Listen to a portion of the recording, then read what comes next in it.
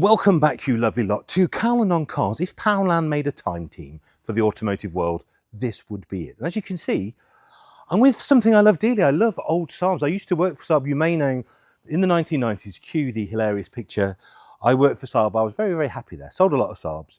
And I've grown up with Saabs. My dad has been obsessed with Saabs since I was a tiny child. And I have therefore grown up surrounded by all manner of Saabs. And to this day, I have quite a few of them myself. Right, this is a very interesting car. This is a car I bought, believe it or not, 2 and a bit years ago from Manor Park Classics. Saab, it was relatively cheap, looked okay, didn't look perfect, looked okay. Got it home and then we realised there were a few things wrong with it.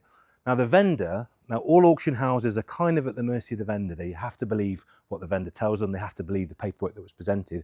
The vendor hadn't put, we believe, allegedly, an MOT in that was quite correct. There were a few things on the car that really didn't look like they could have gone through an MOT. Now, I must point out, Manor Park were exceptional. They were stand on. They covered the shortfall in value themselves because the vendor didn't want to. But what I ended up with was a Saab that needed a bit of love, had a crack in the engine block, had a gearbox that didn't really fit or work very, very well. And like all projects like that need a bit of work, you kind of leave them, don't you? Kind of leave them in a corner. In this case, on my friend Glenn's drive. And here, 2 or so years later, it's still here. So we need to do something with it. Not least of all, he's got 9-5 projects he needs to do and he wants the space back. So today we're going to start it, move it, probably book it in for an MOT. So I'll drive it to the MOT and see what they say. Also means I can drive it legally on the road under my trade insurance as well. And then we'll decide what to do. And I'd like you to be a part of that journey. Do you think we should restore this car or do you think we should split it for parts? That's your decision. So is it any good? Well, the honest answer is it's not the best one I've bought, but then it is quite a cheap car. Great colour, Edoardo grey.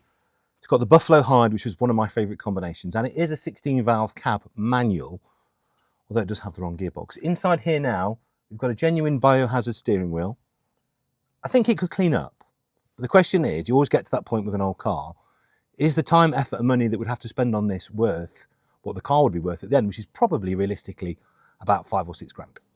And that's the debate we're going to have today. So obviously, this is my good friend Glenn, who I've known for many, many years. Glenn and I used to work together at Trent Saab TSL, if you're old enough to remember that.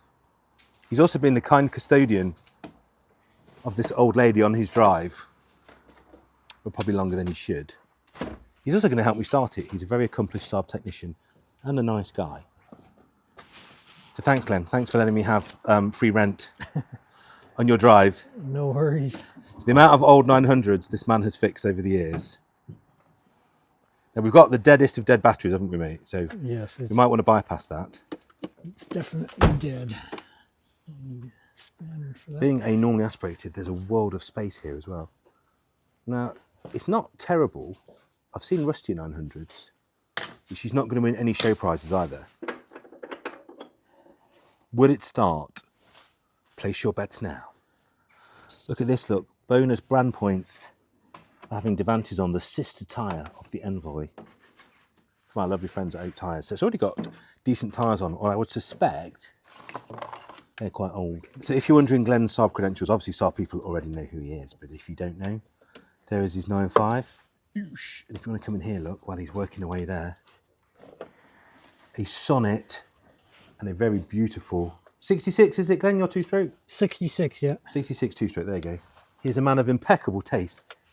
So this battery is dead, and I'm sure you know this, folks, at home, but if you're trying to boost a dead battery, it's going to suck all the life out of your boost pack. So you should take that and throw it away. I need something. Responsibly, of course. Other attractions include this beautiful roof garden. Now, if you watch the GMC video with my lovely friend Dazzle from Dodo Juice, you know all of this green comes off pretty easily. This is just a Sunday away from looking half decent. The roof is getting paper thin like they do, so you definitely need to spend some money on that. I reckon a bit of gaffer tape will sort that out. Right, not an advert, I bought this with my own money. Let's see if this is any good. So up to 3 litre high power jump starter. I bought it at Halfords the other day. Let's see if it will start a very old, very dead Saab 900. This is a baptism of fire for this little unit. Is the key still in the boot? The key is in my pocket. There you go. Place your bets now. If this does start, it will rattle like wano because these are... Go on, girl.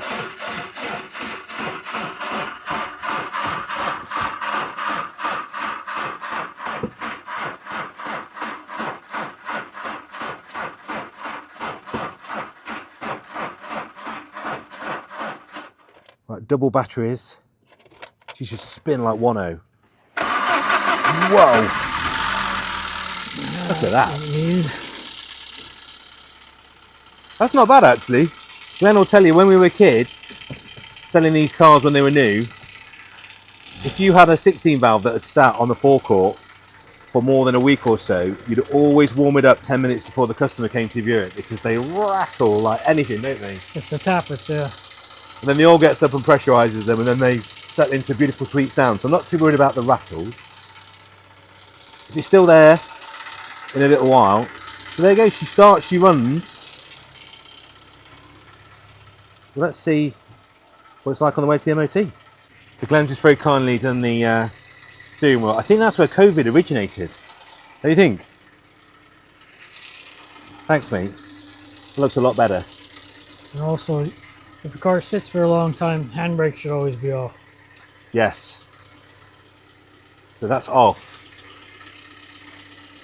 Join us for more winter storage tips. It doesn't look that bad, does it? We parked it up because we didn't know what to do with it, and now I'm looking at it thinking maybe we should save it. What do you guys reckon? It's starting to quiet down there. It smells hot. This is my favourite bit, where the mice have obviously decided to eat the insulation on the positive lead going in. Apart from the abject rattliness, Glenn, what else should we be looking for when reawakening an old 900 from a 2-year slumber? Well, the brake fluid will need changing. Yeah. We've checked the coolant, so we've got some of that. Yeah. We've got oil. Yeah. We seem to have fuel. All in all, what could go wrong driving to an MOT? We're just going to do a ghetto fix on this mouse-eating cable, just so we can drive it down the road. There you go, look at that. I don't have any tape, but... Cardboard is an insulator. Something, yeah. Something to insulate it. Now, anyone that's ever had or been a passenger in an old 900 knows this is such a fantastic dash. Even today, this is a benchmark in ergonomics. Look at that. So your radio is literally in the best possible position. Only a Golf Mark 1 does it as well. Clear, simple heater controls, your heat, distribution and fan speed, heated rear window, lovely wheel, super clean and clear gauges. And then you've got your headlight adjuster and your electric mirrors. So really quite a boggo spec, this being a 900i, just 119,000 miles. Engine actually sounds really sweet, but there is a crack in the block, which we are going to have to quality bodge. Ben's got a cloth. Is he going to do some more cleaning? So for the first time in a long time, and much to Glenn's great delight, this car is finally making a short leap to an MOT station down the road.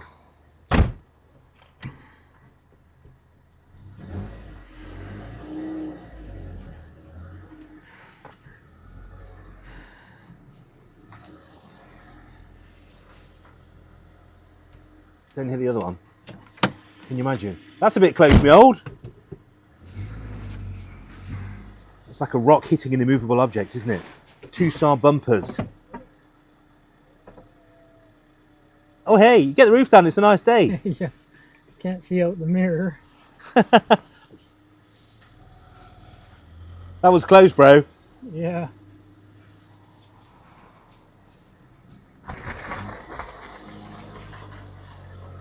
It lives. You look good in there.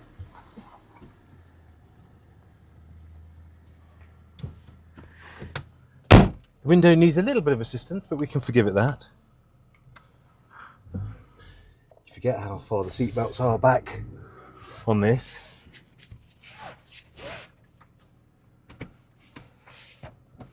Right, to the MOT. Don't store, because I'm not sure that boost pack's got it in it to start it again. I can hear water sloshing around behind me. There's probably a water feature in that roof. What is mad about this though, and I remember this when I bought it, is the engine is so sweet and so quiet.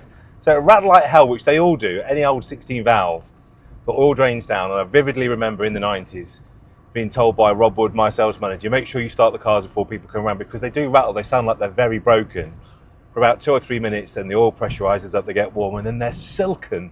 And this one is really quiet, despite the fact there's actually the tiniest seep from the engine block. So if you put coolant in over a very long period of time, it will all eventually come out again. But the more I drive this, and this is literally, as you've seen, just off the drive, I think it could be saved. There's a lot of bodywork to do, but it always amazes me. You think 1989, imagine going into a showroom, and this was only the I, not the turbo. Imagine being the person that got to drive this away. Brand new, Odoardo 900 cab. You'd have felt on top of the world, wouldn't you? This was somebody's pride and joy. And I always think it's really sad when you fast forward to how the cars are now.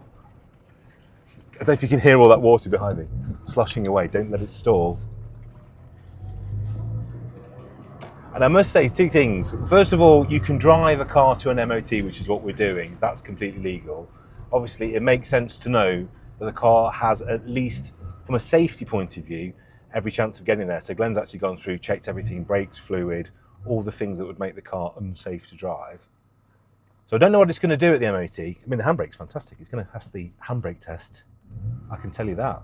It might even pass emissions. Isn't it interesting? It's sat there for all this time, and there's nothing coming out of the exhaust. Well, nothing you can see anyway. There is so much water in the back of this car that we need to get out. It's actually making me laugh. But the engine is good, the gearbox is good. So what's happened here, we've got a gearbox from a different car. So the gate selector and the gate detent doesn't line up perfectly, which is no problem if you know where the 900 gearbox goes, which I do. But obviously if not, you're almost stirring a box of porridge. But just muscle memory is meaning I'm able to grab the gears every time. It drives really well. Why is it I've parked it for 2 years and it's driving so perfectly? So I don't think it's a bad car. So you tell me, what should we do? Should I restore? Now, I don't have a huge budget. I've got too many other projects on the go. I just think it would be nice to save it. I think it's too good to scrap. I think it's too good to part. And there's something about Saabs. I have affinity for a lot of the cars that I have in my collection, but there's something about old Saabs, because I've grown up with them, because I used to work with them. There's something to me that says I want to keep them in perfect condition and keep them on the road. The steering is good. The brakes are very good. The sound of sloshing water is very relaxing. You should put that in more cars. Never mind like a transcendental CD. Just have the sound of running water sloshing behind your ears. It's a great way to meditate whilst driving. Oh, guys, that's confusing. It drives really well. What shall we do? What shall we do? Drive like a 3-year-old car, actually, with a slightly gammy gear change. Listen to that power.